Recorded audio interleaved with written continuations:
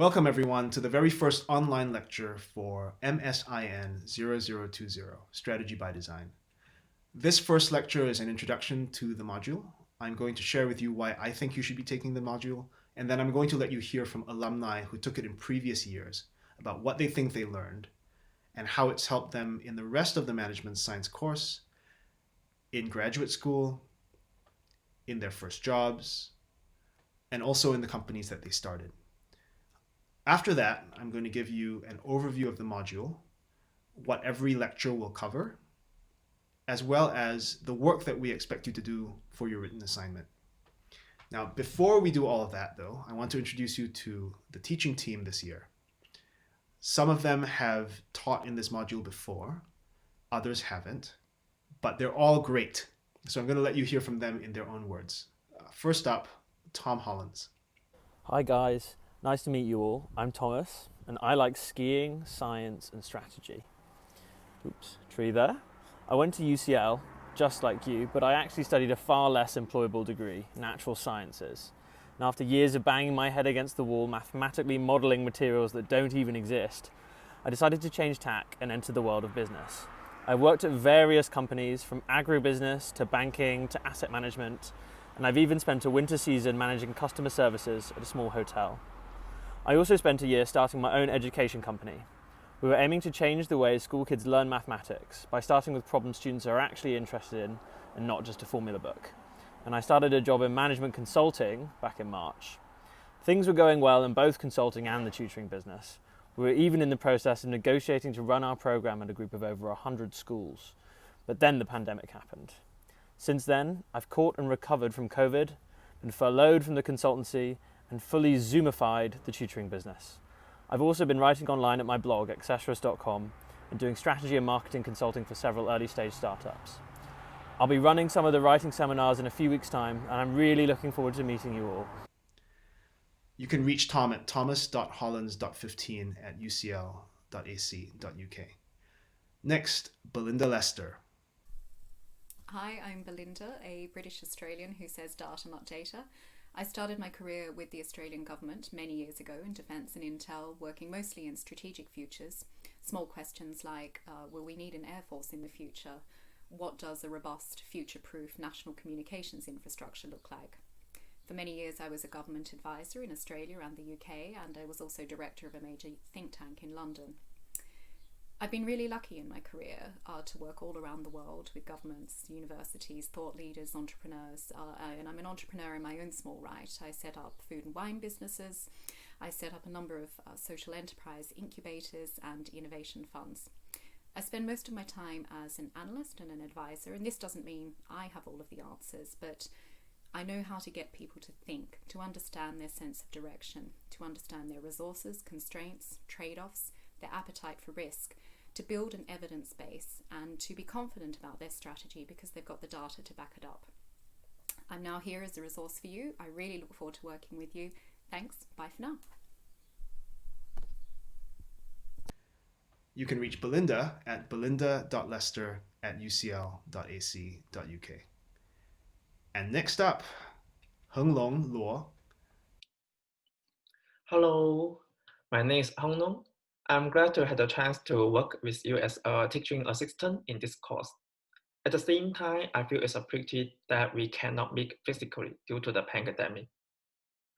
I'm currently a PhD candidate at the Department of Sociology, University of Oxford. Before here, I studied at the University of Cambridge and UCL School of Management, as you are doing right now. During my time at UCL School of Management, I mainly investigated strategic decision-making, particularly about mergers and acquisition. This is not my first time for being a TA. I served as the TA for this course 2 years ago, and also for an MBA course. Apart from organizational studies, I'm also very keen on human beings' decision-making in a broad sense. In particular, I'm interested in decision-making on career development. So if you have questions regarding your career plan, such as application for further study and how to choose an offer from a company that suits you the best, I will be happy to discuss with you. In my spare time, I love watching sport matches such as tennis, football, and basketball, listening to classical music concerts and opera, and watching Japanese animation. If you have any questions regarding this course or other issues, please feel free to drop me an email. Finally, hope you enjoy this course. By the way, Juan is one of the smartest people I have known, so try to benefit from him as much as possible. Bye. You can reach Heng Long at henglong.luo.16@ucl.ac.uk. And then finally, there's me. I'm Von Tan. I got my PhD in organizational behavior and sociology from Harvard Business School, and I joined UCL School of Management in 2013. I'm part of the strategy and entrepreneurship faculty, and my research and consulting work focuses on how businesses can be designed to be more innovative and resilient in times of uncertainty, such as the pandemic that we're all facing right now. Most of my field research, I'm a field researcher by training, is done in restaurant kitchens, especially the ones that come up with new ideas in food, so cutting edge cuisine. And you can see one of those on the screen right now. That's actually the culinary R&D lab at the cooking lab inside Intellectual Ventures. So that's founded by Nathan Myhrvold, who used to be the CTO of Microsoft. What I try and do is I try and look in these really interesting, small, highly creative, highly innovative teams and extracts insights about strategy and organizational behavior that can apply not just in cuisine, but in startups, in technology companies, and in other industries outside of food. Before going back to do my PhD at Harvard, I worked at Google in Mountain View, California, and I worked on Earth and maps, spaceflight, and also structured data. And then in between Google and going back to grad school, I worked at the Anderson Ranch Art Center in Snowmass, Colorado, in the Wood Studio, which you see on screen. It's a beautiful place which I recommend everyone go to at least once. Now, my first book is called The Uncertainty Mindset: Innovation Insights from the Frontiers of Food. Some people seem to like it. It's about how the best restaurants in the world design themselves to be continually innovative and what businesses in other industries can learn from them. It came out a few months ago from Columbia University Press, and you can learn more about it, as well as maybe pick up a copy if you're interested, at uncertaintymindset.org. Every week, I also write a newsletter about not knowing in daily and organizational life. It's in plain English. People seem to like this too. If you're interested in checking it out, you can find it at uncertaintymindset.substack.com. Now, if you want to reach me, I have office hours from 2 to 3 p.m. every Tuesday in weeks 7 to 10 and 12 to 15. And you can also get me by email at v.tan@ucl.ac.uk. All of our staff bios, contact information, and office hours are posted on Moodle, so you can find us at any time. Okay, having heard from the teaching staff, we can now get on with the show. So today's agenda is I'm going to share with you some insights from module alumni. Then I'm going to give you an overview of the module from week to week. Next, I'm going to explain how I think you should be reading for this module, as well as how you should think about data and argument. All three of these are going to be really important to you for the final and the pre-writing assignments. And then, of course, at the very end, we'll talk about what the assignments are, what our expectations are about how you spread the work out throughout the semester, as well as how we will be grading you. Now, before we start, I should say a couple of things, or actually 5 things. The first one is this course is content light, but I've been told, thinking heavy. It may not be like the other modules you've done in university or before, so you should be ready for that. Much of the material, again, I've been told, is counterintuitive, so you should get ready to wrap your head around ideas that may not seem intuitive to you. We're going to try and make that possible and easy, but it's still going to be a challenge, which I think you're up for. The third thing is it requires you to read before watching lectures. At this point, I've shrunk the readings down quite a bit. If you don't do those readings before you watch the lectures, you may not really understand what the lectures are saying.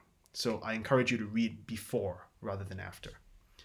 And then for the final written assignment, as well as for the pre-writing assignments, we're going to require you to do research that's independent, that's defined and designed by you, and then executed by you.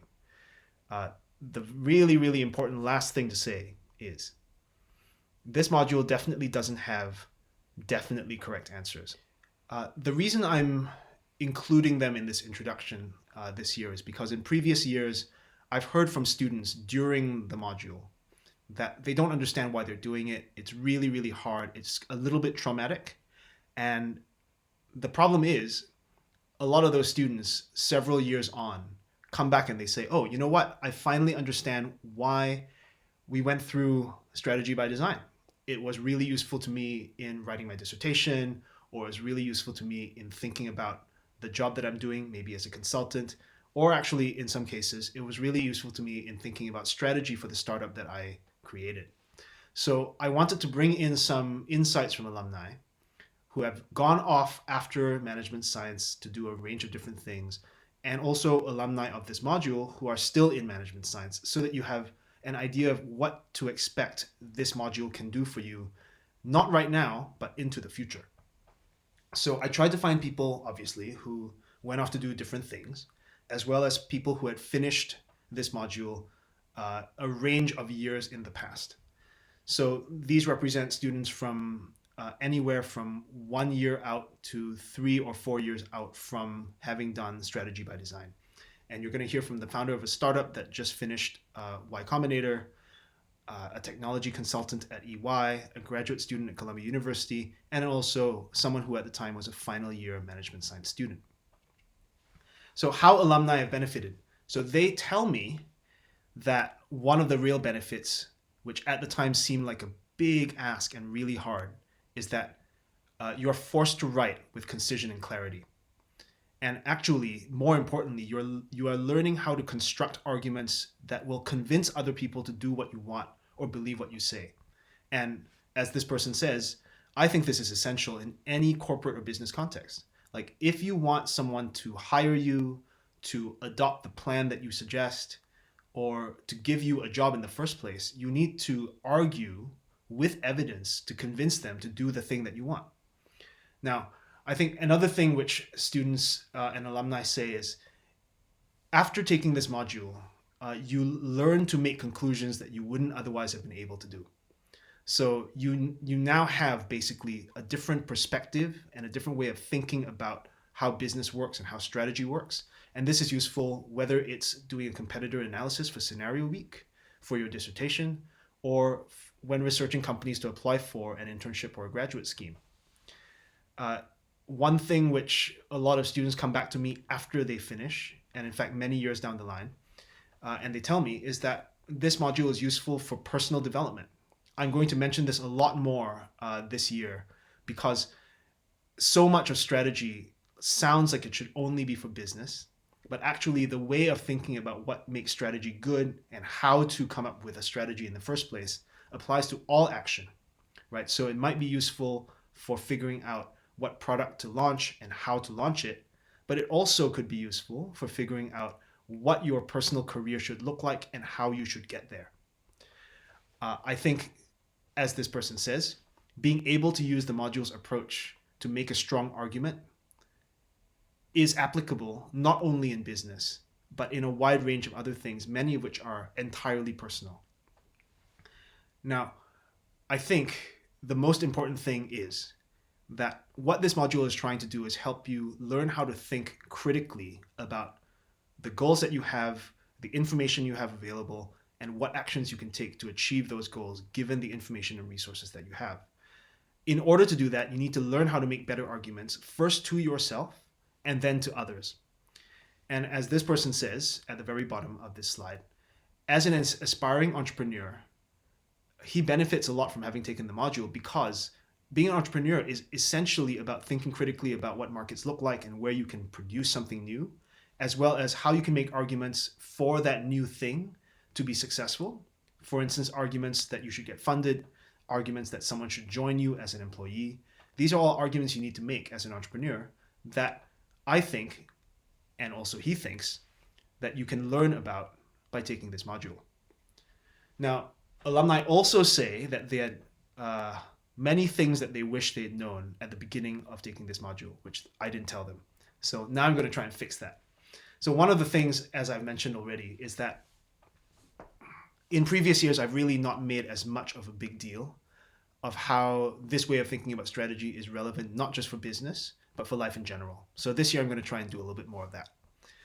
I think also it helps to know that this module is explicitly about not just strategy in a very limited context, but it's generally about how you take action to achieve goals, right? And those goals can be business goals, or as I've said many times before, they can be personal goals, or they can be personal career goals.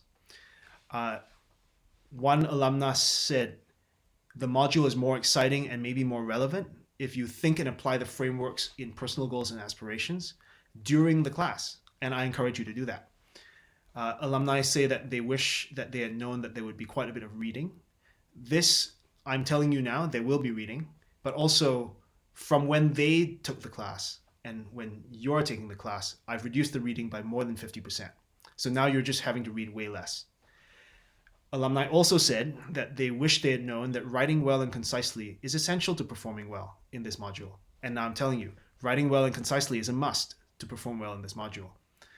In order to do that, you should take the pre-writing assignments seriously. They're there, they seem kind of annoying, they're really short, you don't really know why you're doing them, but what they're really there for is to help force you to think about the final assignment really, really early on, precisely so that you have a good idea, you refine it, and you have clear focus. This will allow you to do well in the final write-up. Alumni also say that you really shouldn't be thinking about detail and facts and memorizing stuff, because this module is not about that at all. We want you to read efficiently and effectively to understand the main ideas of what we're trying to share with you, because the whole point of this is not for you to memorize a lot of stuff, but instead for you to understand how to think and then apply that way of thinking to questions that you want to answer. For instance, for this module, we're going to ask you to write a strategic analysis of a company of your choice. And we want you to apply these general ideas and ways of thinking to understanding whether or not this company is doing a good job, in your opinion. So we're not trying to get you to remember 35 frameworks or lots and lots of facts and regurgitate all those things. That is not what this module is for. This module is about understanding ways of thinking.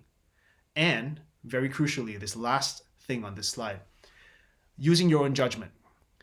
This is really, really important. I think a lot of the angst, a lot of the trauma of students in previous years was not really believing that we were truthful when we said, you really can use your own judgment. Many, many things in this module we leave up to you. You can choose whatever company you want to focus on for your case analysis, which is the final assignment. You can choose how you want to do it. All you have to do is explain why you think it's a good idea to do it that way. Using your own judgment is it's a foundational part of how we think about how this module runs. It's not a trick. We leave things ambiguous or vague intentionally, not as some kind of like trap for you. And you really do have freedom to do that stuff in that area. Where we want you to be parameterized, we do tell you. For instance, we're not going to let you have an infinitely long assignment. It's maximum 16 pages long, and we tell you exactly how we want it formatted. But outside of everything that we tell you, you have complete freedom, and you should take it. Now, alumni also have suggestions about workload. So many alumni come back to me, at the end of the module or several years after, and they say, thinking back, the strategy by design assignment was probably the one that took up the most headspace. It wasn't really time spent working, like you're not spending weeks writing things. What you're doing is you're actually just spending a lot of effort thinking through things, right? So remember I said earlier on, it's content light and thinking heavy. It's not really about spending a lot of time just doing a lot of make work. It's about spending a lot of time thinking about how you're going to make an argument about the company that you're talking about for your strategic analysis, which is the final assignment. So alumni almost universally say that if you want to do well in this, you need discipline to start early so that you can allocate time to thinking about the assignment every week and doing a bit of work on it. Another thing that alumni say, and I completely agree with, is that for the final assignment, we ask you to focus on the strategic analysis of a company or an organization. You can choose whatever you want. If you pick an organization that you are not fascinated by, that you find really boring, learning enough about that company or organization to write a good assignment is likely to also be really boring because you don't really care about what they do. On the other hand, if you're really excited about what that company does, learning enough about it to write a good case analysis could actually even be fun. Now, I'm not saying all of you will be able to pull this off, but if you learn enough about a company, sometimes it's a really good way to get hired by them. So an alumnus in this module actually did this. He went and studied a car company and did actually quite a good final assignment on it. And then he went and approached someone very senior at the company here in London and said, I learned so much about your company. I wrote this analysis. I think your strategy is great. Will you hire me? And they actually did. So this assignment for this module could actually pay off not only in terms of teaching you how to write and think, but could also pay off in bigger ways, especially if you take it in the spirit that is intended, right? It's a way to learn something and possibly have fun learning something. It won't be easy, but it might be fun, and it might be fruitful and useful for you as well. Alumni also say, as I have already said, that if you don't do the readings, you probably won't be able to follow the lectures. And if you don't follow the lectures, you probably won't do well in the coursework, which means you get a low grade for this module. Nobody wants that. Alumni also tell me, and this is something which I know is very, very difficult for a lot of us, interacting during the sync sessions is super important. Learning how to say things cogently in class is a way of learning how to say things cogently when you're in a working environment.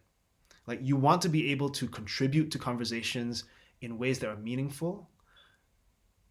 And it's a skill.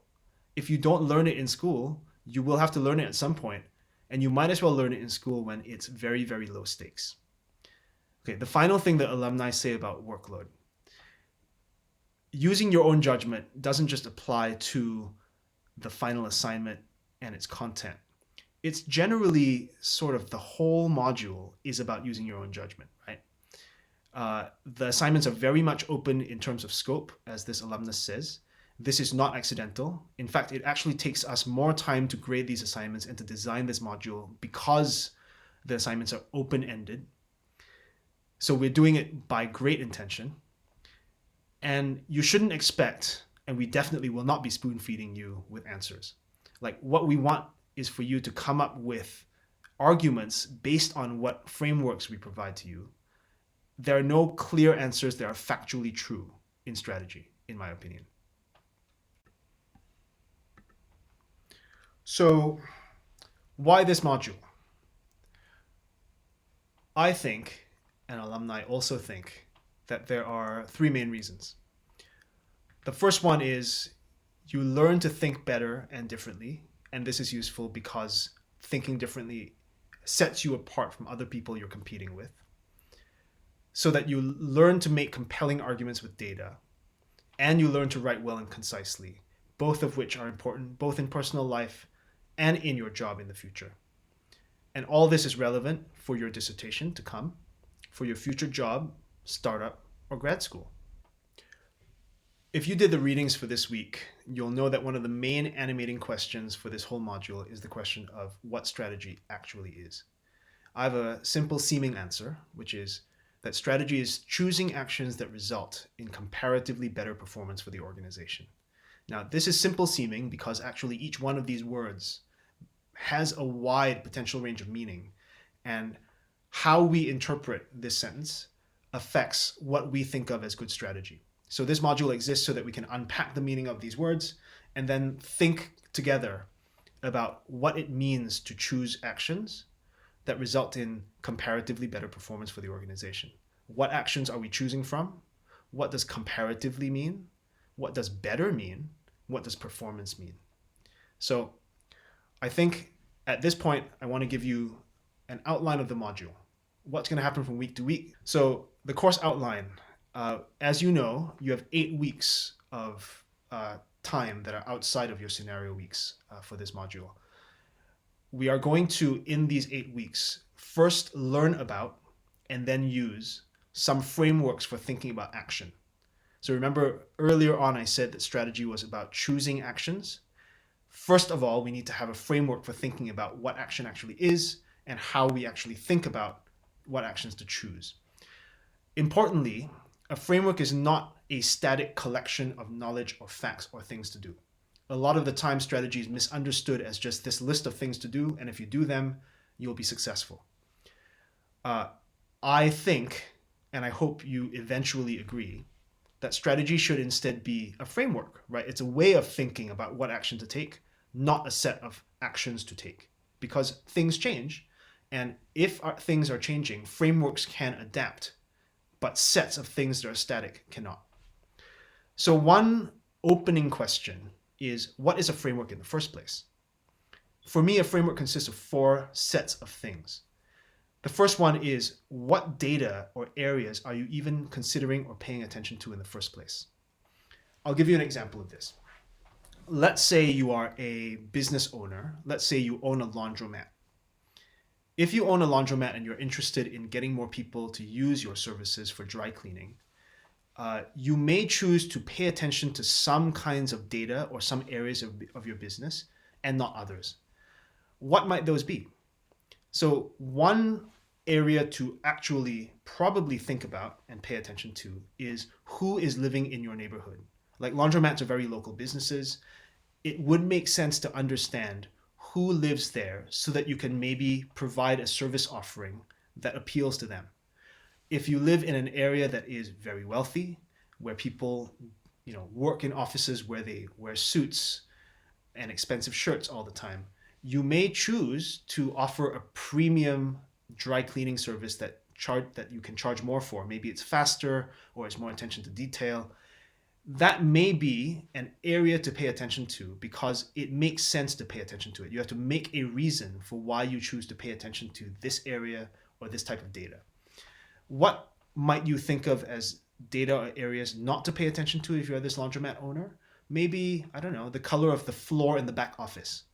Like it may be green or pink or blue, but if the customer doesn't see it, it probably doesn't make very much sense to pay attention to it if you're worried about what customers are thinking about your business, right? So any framework, first of all, thinks and makes a conscious attempt to understand what data and areas to consider or pay attention to and which ones not to consider and not to pay attention to.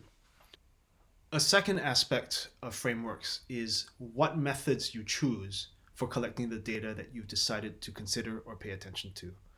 So, returning to the example of the laundromat owner, if you're interested in collecting data about the neighborhood and what kind of demographics they have, some methods for collecting data that make sense might be to go to the local business association and ask to buy information that they've collected about who lives in the neighborhood.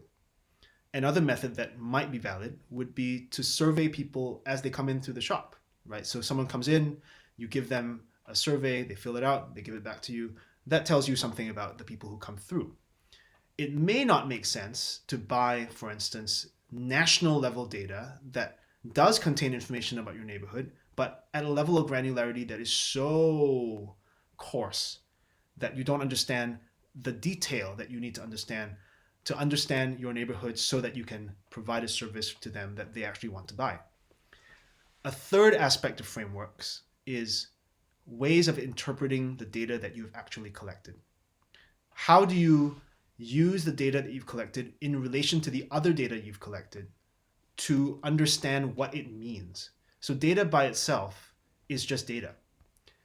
It's only when you look at all that data and you make an interpretation of it, you figure out what it's trying to tell you, that's when you begin to get into the realm of action, right?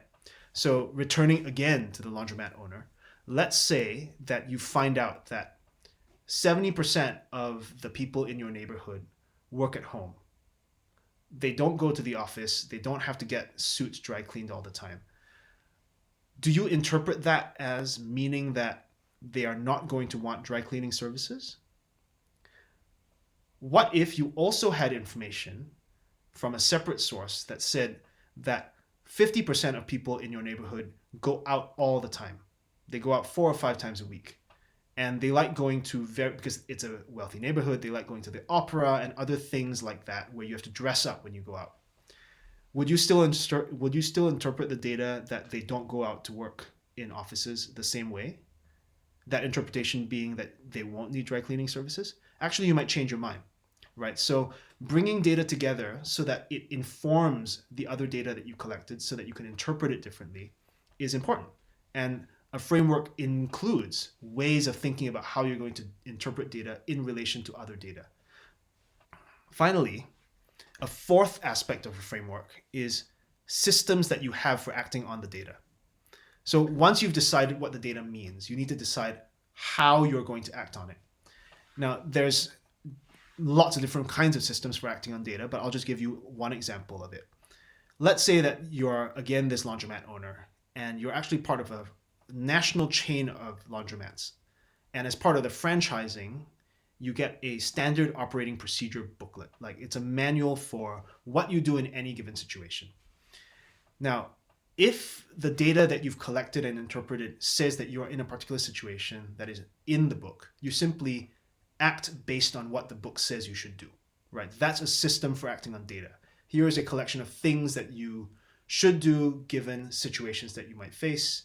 And you look at the situation, figure out which situation it is, and then act based on what the book tells you. That's a system for acting on data. A different system for acting on data might be to say, okay, I've found some information, I've interpreted it, and I've come up with some idea of what it means. Now what I'm going to do is, instead of just looking at a book that has a protocol or some guidance for acting in every possible situation, I'm going to try and figure it out. I'll experiment. So the standard operating procedure system for acting on data requires that you've pre-established more or less what you do in any situation. Whereas this alternative, which I'm proposing, might be something like experimentation, right? You might be able to say that my system for acting on data is to collect some data, try and make sense of it, and then try something new. Like based on what I found this week or this month, I'm going to introduce a new service. Maybe I'm introducing a service for express dry cleaning of opera clothing, like clothing that you would wear if you go to the opera or some other event where you have to dress up, because maybe some people like it. Maybe what I'll do is I'll open later on nights when I know that there is an operatic performance so that people who are going can pick up their clothing just before they go, maybe. So these two ways of acting on data represent different systems, and there's probably many, many more. But a framework consists of at least these four things, right? What data to consider or pay attention to, how you collect that data, how you interpret the data once you've collected it, and how you act on that data once you've interpreted it. So just to bring the thread back to where I started when I started talking about frameworks, this module is not going to present to you a static block of like things to do that are strategic. Instead, what this module is going to try and do is to share with you a framework that is very general, and it's about how to think about what action to take. And it's general so that it applies not only to business, but also to things like personal life, to career. So, with that in mind, what actually will you be learning? And when will you be learning it? Today is week 7. We're just doing the introduction, which is the overview of the module, as I've said. Next week, we get into the real meat of things for the first time. Strategic goals are the foundation of strategy. You cannot understand what corporations are doing unless you understand what they're doing it for. So next week, we talk about goals and how values affect them. On Tuesday next week, there will be an optional writing workshop that Tom will run. It won't run at the same time as the sync sessions do. And I encourage you to come if you have questions about your choice of organization for the final writing assignment, or if you have questions about assignment A1. In week 9, we begin the first of 2 weeks on strategic analysis. The first week is about how to do the analysis in the first place. And in that week, pre-writing assignment A1 is due. On that Friday, there will be the first writing workshop during which collectively we discuss that first pre-writing assignment. And then in week 10, we go to the second part of strategic analysis, which is what to analyze. After that, we go into reading and scenario weeks. And when we come back, we do 3 weeks of strategic response. where the framework of goals, how to analyze stuff and what to analyze, then get applied to specific case studies as an illustration of how to think about looking at companies and what they do through the lens of the framework that we've developed. So the first week of strategic response, week 13, we look at how to think about companies responding to things that are happening in the environment around them. In the second week of that, which is week 14, we look at how companies respond to resource issues inside them. And then in the last week of strategic response, we look at open-endedness. What happens when companies have to respond to situations which are unfolding as we speak? So in week 13, right after you come back from reading week and scenario week, assignment 2 is due. And that Friday, there will be a sync session, which will be a writing workshop on pre-writing assignment A2. And then in week 15, just 2 weeks later, your final assignment will be due. So week 16, after all that's done, will just be a conclusion where we talk a little bit about applying the framework that we've developed and the learnings that we've made to personal development and career development. This week's readings pose the question, what is strategy? It's a good question. At its most basic, strategy is simply choosing to take intentional actions to achieve goals.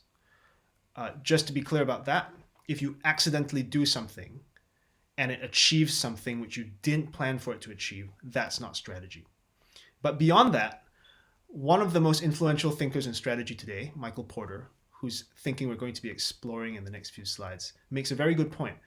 Even being good at what you do is not the same thing as strategy.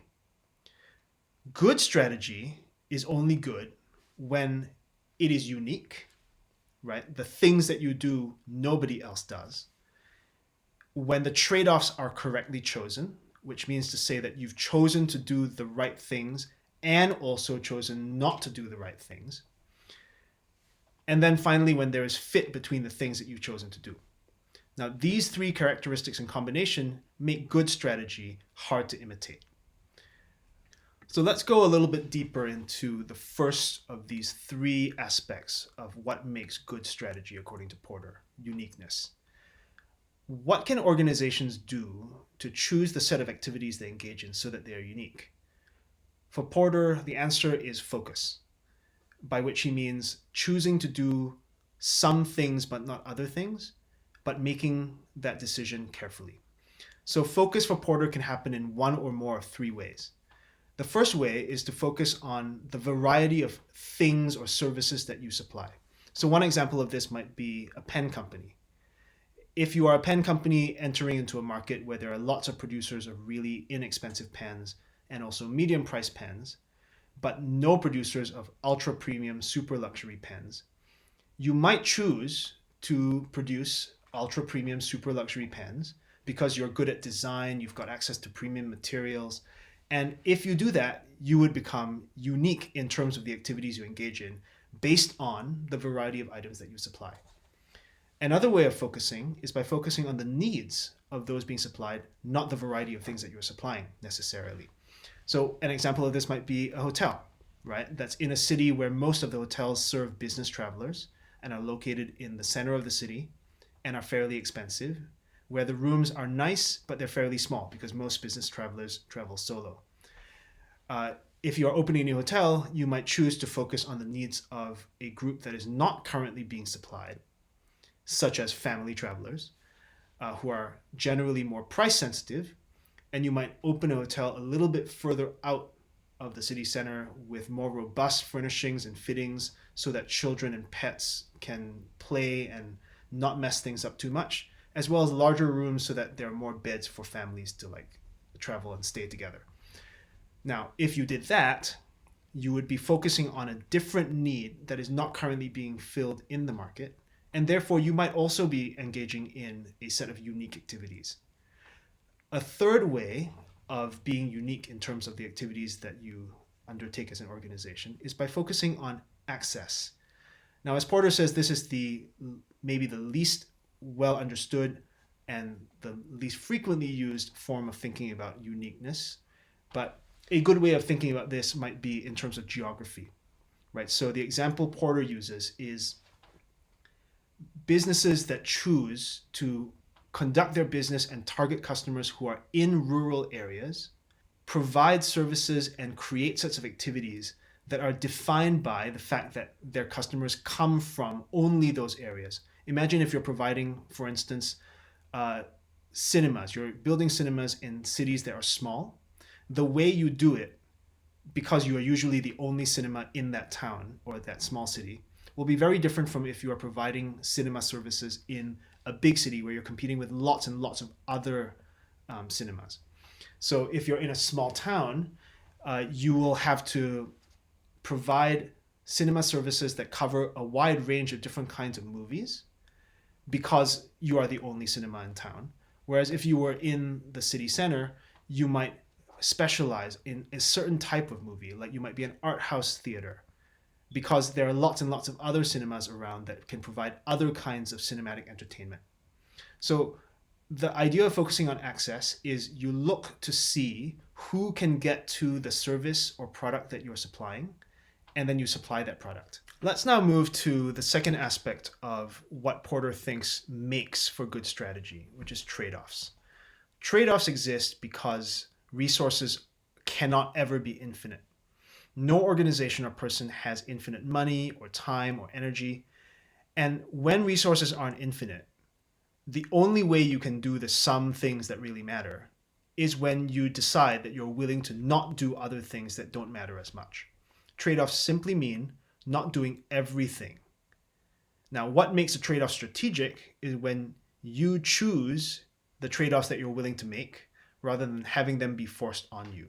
So we've already heard that trade-offs exist because resources aren't infinite. But practically, why do businesses even have to make trade-offs? So for Porter, trade-offs exist for businesses because not all business activities work well with each other. In fact, some of them clash. Right. So for Porter, activities can be inconsistent from a marketing perspective. What this means, just one good example might be if you're trying to manufacture and you have successfully branded a very upmarket, extremely luxurious product that's very expensive. It would be inconsistent to try and sell that product to a down market customer base that really just wants a cheap product and doesn't care about the luxuriousness of it. So in order to solve this inconsistency, you might have to just decide we're going to abandon this potentially very large down market customer base and focus only on a potentially very small up market customer base that cares about the quality and doesn't care about the price. Activities can also be incompatible, just practically. And just going back to the example of this luxurious product, it may be incompatible with the luxurious high quality nature of this product to make it out of cheap, low grade ingredients.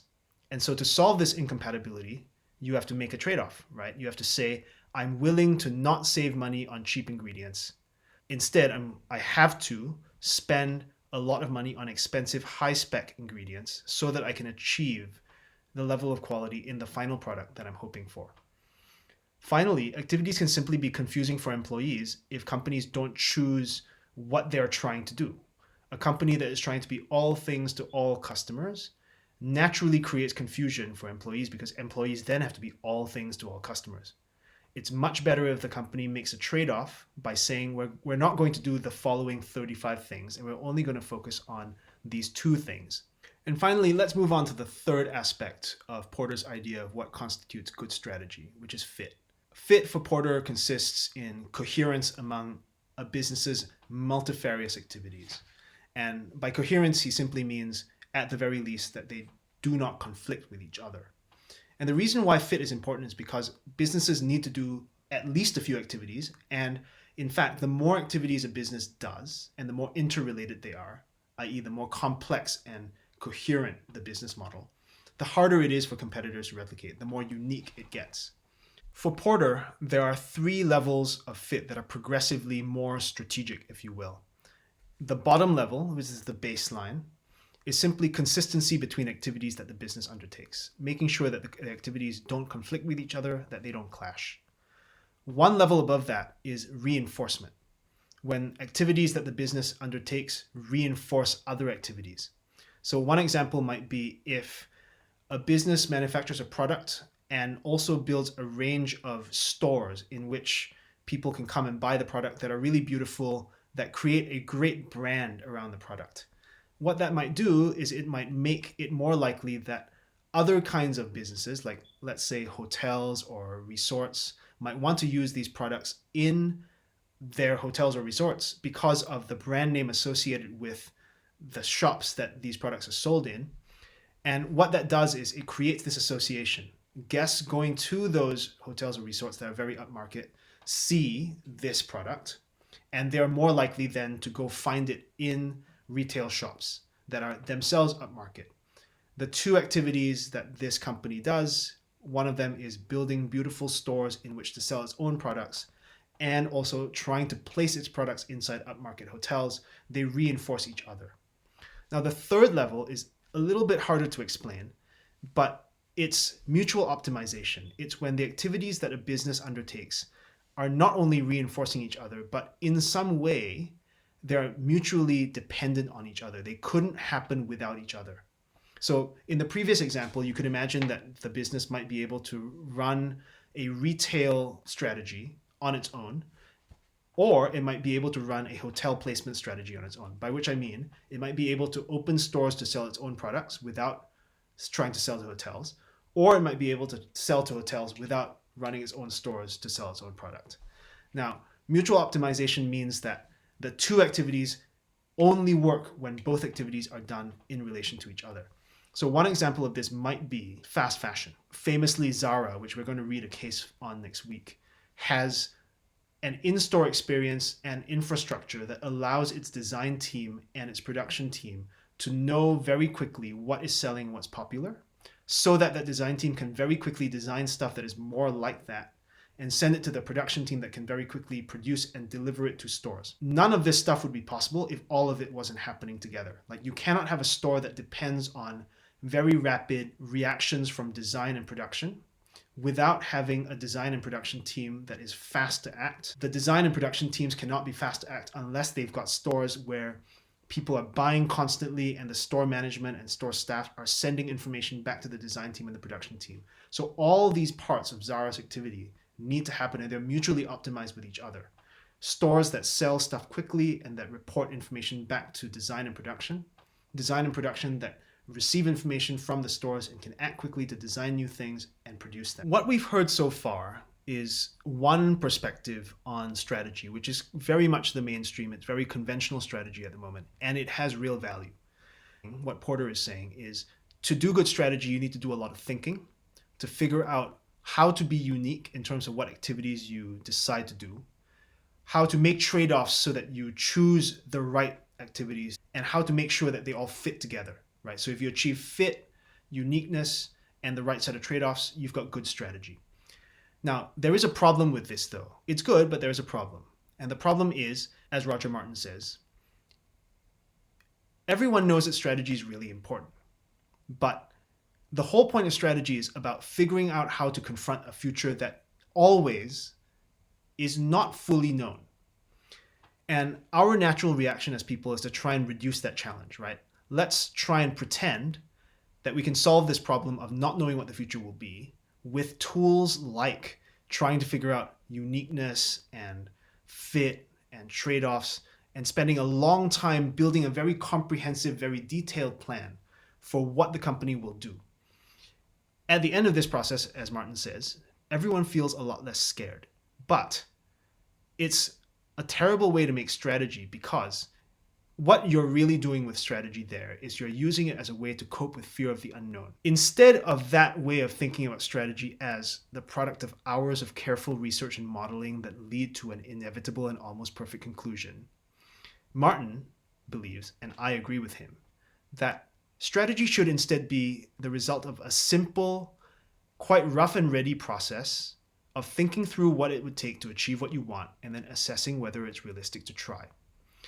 If you think back to what I said about what this module is about, it's actually about this rough and ready, very simple framework of thinking about how to achieve the goals that you've decided you're trying to achieve, given the constraints and resources that are available to you. The two underlying problems of conventional strategy are: it makes really detailed, exhaustively planned out strategies that assume that the future is, in a sense, knowable, without acknowledging that there is never any way of saying for sure what the future will be. And the second one, which may be more important, is that it makes assumptions about goals that companies are trying to achieve, even when those assumptions may not hold. So, the reason why this module is called Strategy by Design is that I think that design thinking can fix some of these problems with conventional strategy. To understand why, I think we first have to ask, what is design? Herbert Simon, all around very brilliant guy, but also a design theorist, says everyone designs who devises courses of action aimed at changing existing situations into desired ones. This so-called science of the artificial doesn't simply deal with what currently is. It really forces us to think, what do we want it to become? It deals with what could be. And one other thing I should say about design is I don't think of design as outputs, like a piece of software or a teapot or whatever. I think of design as a process. So for me, the process has 5 parts. You specify the goal or the problem you're trying to solve. You do some research on it. You use that research to develop some hypotheses. You test or implement those hypotheses, and then you evaluate the test. Based on that evaluation, you might go back to re-specifying the goal or the problem, and then you just iterate again. You go through the research, hypothesis development, testing, evaluation process until the solution you find meets the goal or solves the problem, and then you can stop. So design processes have no sort of like determinate beginning or end point. You can actually start anywhere in these 5 things you do as part of design. It's a simple way of saying how you get from the place you currently are to the place you want to go, right? It's a very simple and fluid, rough and ready approach to thinking about how to get there from where you are right now. Is conventional strategy so different from design? I would argue not really. Why is it strategy by design? Because strategy, if you recall, simply consists of choosing actions that result in comparatively better performance for the organization. This involves analyzing the environment, identifying appropriate actions, and implementing appropriate actions. Comparatively better performance for the organization is often defined as profitability, growth, sales, survival, or innovation. Strategy has 2 parts. You choose the actions, and you have to also sort of choose what means comparatively better performance for the organization. Now, if we think about what design is, everyone designs who devises courses of action aimed at changing existing situations into desired ones. And changing existing situations into desired ones involves identifying what makes a situation desirable, searching for courses of action, testing courses of action to produce desired outcomes, and modifying these actions if they don't produce the desired outcomes. Now, design asks important questions which I think most strategy doesn't ask. It asks questions like, what goals do I want to achieve in the first place? How will I know when I've been successful at achieving that goal? And how much time and effort should I spend searching for possible goals to pursue? So strategy by design really is about using design and these other questions that design asks to supplement what strategy means, right? So not only do we get to think about profitability, growth, sales, survival, innovation, we might also, if we're thinking about what goals we're trying to pursue, think about quality, sustainability, staff welfare, identity, things like that. And so strategy by design really is about a rough and ready way of thinking about a strategic framework that builds in some ideas from design to understand how to respond strategically to a situation in a way that is relevant to business and also to the individual. And strategy by design, the framework that we're going to present to you, basically has 3 components. The first one is really trying to understand what the goals are. The second one is understanding the situation. And then the third one is figuring out how to respond. And as you'll see as the module progresses, this idea of goals, situation, response, this 3-part way of thinking about how to analyze any given strategic situation, this is what will apply to the case analyses we'll do in the first half of the class, as well as in the response analyses that we'll do in the second half of the class when we get back from scenario week and reading week. So bear this in mind. This slide is essentially the entire class in a nutshell. In order to understand the strategy of a company or your own strategy, what you need to do is you need to think first about understanding what goals you or the company are trying to pursue, then trying to figure out what's going on in the situation, the environment, the internal environment, and then trying to figure out, based on the goals and the situation you or the company are in, what an appropriate situational response might be to try and achieve the goals you're trying to achieve. Reading for this course is important, as I mentioned before. You should try and finish all the readings, especially the case readings, before you watch the lecture. And what I've done is I've summarized a lot of stuff. I've taken away a lot of readings so that each week's readings should take no more than 2 hours to read, often much less. For non-case readings, and now there's only 4 of them, skim them quickly first, then go back and read them carefully. While you're skimming, look out for structure, and then on the second closer reading, look out for arguments, interpretations and supporting evidence, and summary statements. I find it quite useful to highlight these things so that I see them structurally when I flip through it. I also find it sometimes useful to take notes. Now, very, very important. When you're reading something, try and have an opinion. Do you agree with what the author is saying? Do you think it's properly supported by evidence? Do you think the logic makes sense? This is really, really important because we're going to be asking you to analyze the readings that you are doing for your own written assignment. And when you're doing those readings, you always have to have an opinion about whether or not you think this piece of data that you found that you're reading makes sense and should be included, and how it should be interpreted when you include it in your written assignment. Now let's think about how we can understand reading for structural cues. This is a reading from Herbert Simon. It's optional. If you decide you want to read it, it's worthwhile. It's quite dense. When you're reading something, the author is often going to try and help you understand how to go through the piece of writing that he or she has produced. They will often tell you what the structure is like. So in this case, this part where it says topics in the theory of design, and they list 7 things.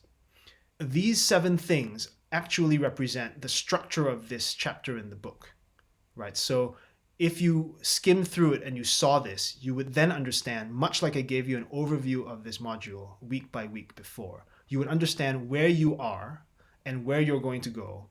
And you could maybe even skip around inside based on what you're interested in. So look out for this kind of thing in the readings on the first skim. When you skim really quickly through it, you can look for stuff like this and then mark it and come back to it later on if you need to. On your second, more detailed read, you should be looking for argument, interpretation, and kind of overarching ideas that the author is trying to convey.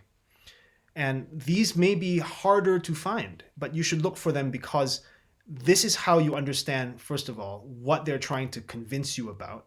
And also, this is how you understand how you can begin to produce arguments that are compelling as well. So here is a piece. This is Michael Porter's What is Strategy essay, which is also optional. Porter is making an argument here about 2 things. Like, one is about what trade-offs are.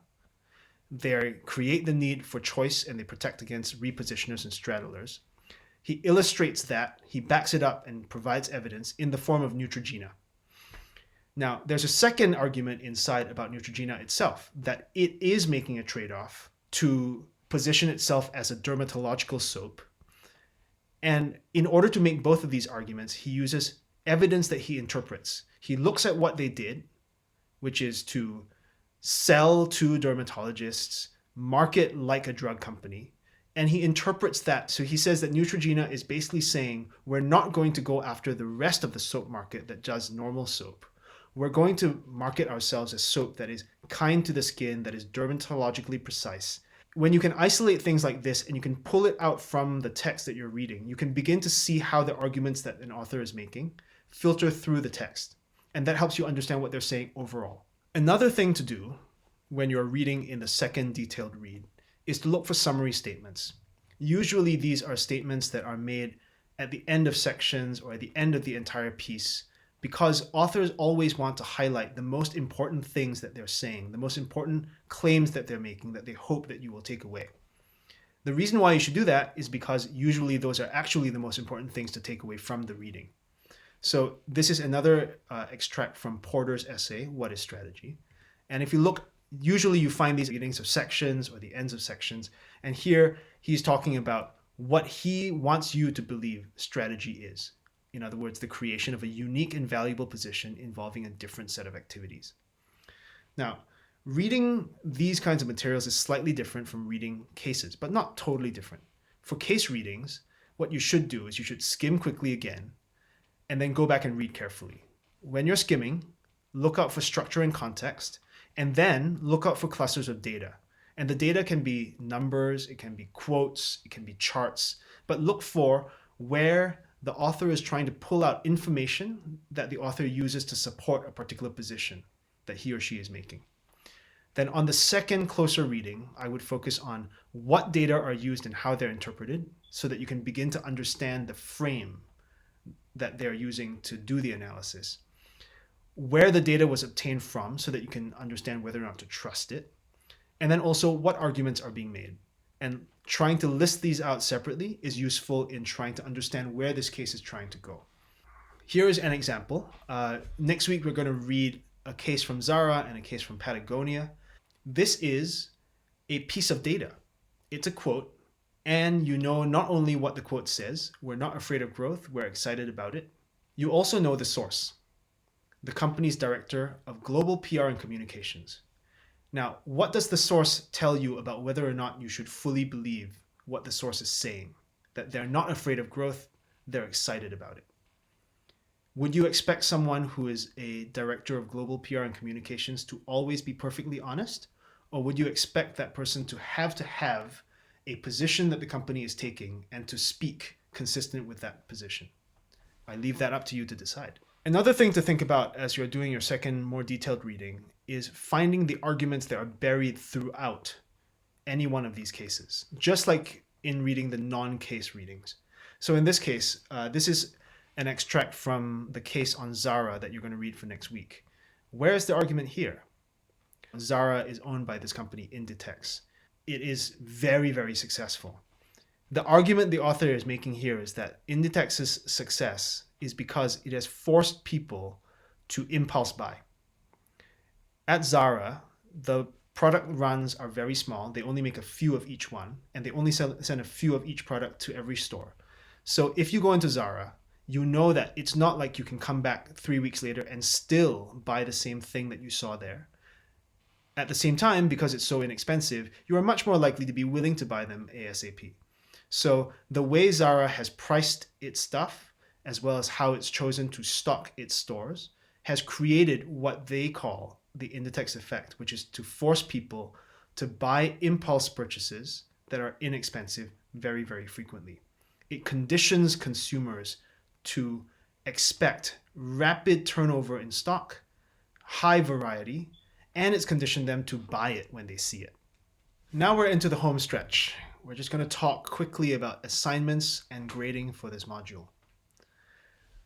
The grade for this module consists entirely of work that you do that is written and individual, and they're all related to each other. So there's 15% for 2 pre-writing assignments, A1 and A2, that are meant to help you work up for the final assignment, which is worth 85% of the final grade. So you should watch all the recorded lectures and attend all the sync sessions. These will help you understand and think through the written assignments because that's what they were designed for. So the final assignment is a case analysis of one organization of your choice. It's 16 double-spaced pages maximum. You can be shorter than that, not a problem. And it's due in week 15. The goals of the assignment are to provide a context for understanding how to do strategic analysis and strategic design, provide you with a context for doing research to support strategy making, and also provide a setting for learning how to communicate and make arguments concisely and effectively. What we're asking you to do in this case analysis is to analyze and evaluate your chosen organization's strategies. Ask yourself basically 2 broad questions. Based on the actions that you can observe the organization has taken, what strategies has it adopted? And are the strategies it has chosen appropriate and effective? Why or why not? When you are doing this assignment, you need to choose a case. Now, this case can be any organization of your choice. I'm going to talk about what makes a good case later on. You need to choose your organization by next week, though, at the very latest, because you'll need to work on assignment 1, which is due the week after that. And because it just makes sense for you to be working on this and thinking about it as early as possible. If you have questions about this, you can definitely get in touch with Belinda to discuss it. Now, before you choose your organization, I recommend that you do some preliminary research on it. Try and understand what the challenges facing the organization are, figure out the resources it has, what goals it is trying to achieve, and also try and see if you can get information about what it's doing to try and achieve its goals in the context of these challenges and resources. So, what makes for a good case? In other words, how do you choose a good organization to focus on for the written assignments? Students ask this every single year, and I'm going to try and answer it in a way that is useful for you this year as well. So, in my opinion, the organization you choose should, at the very least, be of personal interest to you. You're going to spend many weeks thinking about it, doing research on it, writing on it. If it's really boring, that's kind of a waste of time. Compared to if it were actually interesting and you were spending all that time learning more about something that was actually of great interest to you, that seems just more fun. Another consideration is it should currently be active, so it's still doing things that you can find out about and write about. Now, a third thing which is actually really, really important is it should be of manageable size. If you decide to go after a corporation that's in 50 countries, has hundreds of thousands of employees, and hundreds of lines of business, how will you possibly fit that into a 16-page report and still have the report be comprehensive and detailed? It just seems unmanageable. Now, on the other hand, if you went after a company that was smaller, say it operates in one country, has one product, and only a handful of employees, it's going to be much easier for you to write a comprehensive, intelligent report that is detailed in 16 pages. Now, when you're thinking about choosing an organization, you don't just have to think about whole organizations. You can pick parts of organizations too. So for instance, Google, all products, all countries, is a massive organization, not manageable. But if you decide that you want to maybe look at Google search in China, that might be something which is much more manageable that you could fit in a 16-page report. So the final thing I should say is it should be an organization that has publicly accessible information. The reason for this is you don't have very much time, and trying to get access to an organization so that you can get data from inside it that is not publicly accessible is both risky and time intensive. If you really want to do it and you already have access to this organization for interviews and other data collection, we're fine with that. Just make sure that you understand what you're getting into. And because we want to make sure that you understand what you're getting into, if this is what you want to do interviews inside an organization that you have access to already, please get in touch with Belinda this week to talk it over before you decide to do this. What actually will you have to do in this final assignment? In 16 pages, you need to do 3 main things. The first one is you should describe, using evidence from your research, what the goals of the organization are, as well as its challenges and resources in achieving those goals. That's 40% of the content grade. The second thing you have to do is you have to describe, again using evidence from your research, what you think the organization's main strategies are, what it's trying to do to achieve those goals. That's 20% of the content grade. And then finally, you have to assess how well those strategies fit with the organizational goals you've identified and the challenges and resources that you say it faces, drawing on the framework that this course provides. That's 40% of the content score. And the content makes up 70% of the assignment score. The remaining 30% is for writing, which includes prose and style as well as citation. Argument is crucial when you're writing this final assignment. This is not a descriptive assignment, and purely descriptive case studies are not acceptable. They actually will simply not get a passing score. Now, a case study has to make persuasive arguments in order to work, and the arguments will be about, although not only about, why the organization is worth studying, who will find this case study valuable, and why. You have to make arguments for your interpretation of the organization's strategies from the actions it has taken, as well as arguments for your evaluation and assessment of the organization's strategies. This whole thing is due Wednesday in week 15. Now, to get you there, we've got 2 pre-writing assignments that are very short. Assignment 1 is due in week 9, and it's got 2 parts. Part 1 is a case argument, where you explain why you think this case is worth studying in the first place, and you start to tell us who you think would learn or benefit from what you find out in doing the research on this particular case. Part 2 of it is a case research plan, and this also is 1 page long. In this case research plan, you should have done some preliminary research to figure out what information is available and what that does for your way of thinking about how to interpret all this information together. Essentially, the case research plan should tell the reader where all the information that you're going to use should be found and what kinds of information you're thinking about using. So just to be clear, the pre-writing assignment A1 is 7.5% of the overall grade that's equally split between parts 1 and 2. Part 1 is the case argument, part 2 is the case research plan. Both part 1 and part 2 are 1 page each for a total submission of 2 pages, and that's due in week 9, in 2 weeks. Now the second pre-writing assignment is assignment A2, which is 7.5% as well. And this is a case argumentation plan. This is due in week 13 and it's 2 pages long. And so you should have spent the intervening time between week 9 and week 13 figuring out, with the case argument and the case research plan done, and doing some research and thinking about what you're going to write about. You should, by the time week 13 rolls around, you should have a clearer idea of where you're trying to go, what argument you're trying to make. And you should be able to lay out that argument in a summary form over 2 pages. And that's what pre-writing assignment A2 is. On these short pre-writing assignments, you're going to get directional feedback, not very, very detailed written comments, because they have to mark so many of them in such a short time. And the sync sessions at the end of the weeks in which A1 and A2 are due will, of course, discuss some of the problems found in your written work and also some suggestions for how to make them better. And all of the assignments, the final assignment as well as the pre-writing assignments, have grading rubrics that we will use, that we are sharing with you so that you know how we think about marking all of these assignments. These are all Turnitin right now. And in fact, you can also download them as a PDF on Moodle. Now, assignment formatting. In previous years, we had word counts, and those didn't work very well because students were really stressed out by it for some reason. Now we're in a page limit. So the page limits are 16 pages for the final assignment, 2 pages for A1, 2 pages for A2. Now, what we do require you to do, and there's no flexibility on this, is format all of your pages the same way. So the margins should be 2.5 cm on all sides of each page, and it should be Times New Roman 12-point double-spaced for all text, literally all text, including but not limited to the footnotes, your endnotes, your captions, your table text, your reference list, and your citations. On the length limits, your entire submission must fit within these length limits, except for the list of references.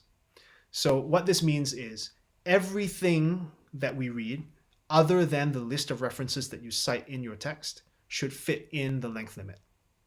We will not read any excess, and we won't grade it, which also means that if you have any excess text that we don't read, we won't understand, maybe, the rest of your work. So keep within the length limits.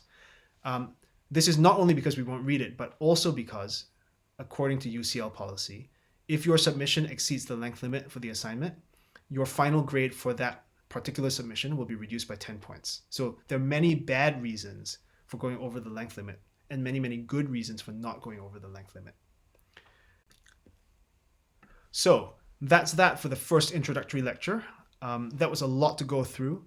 I encourage you, especially in this first week, to read the assignment outline as well as the rubric that are both on Moodle, and to get in touch with Belinda and Tom to both come for the optional workshop next week, as well as to talk to Belinda about questions that you may have about the writing assignment, especially if you're planning on going inside an organization to do interviews and other primary data collection.